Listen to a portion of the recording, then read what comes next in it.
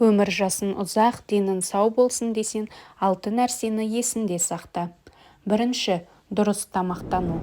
Екінші, таза ауада көп серуендеу. Үшінші, әрдайым қозғалыста болу. Төртінші, дұрыс ұйқы. Бесінші, денеңізге демалыс жасау. Алтыншы, уайым қайғыға көп түспеу.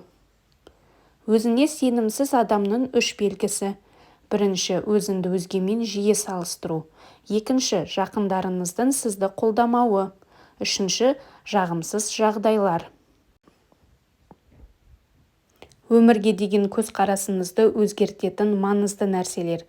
Бірінші, түсіне кешіре білу. Екінші, жақыныңыздың таңдауын қабылдай білу. Үшінші, өз қателігін мойындау.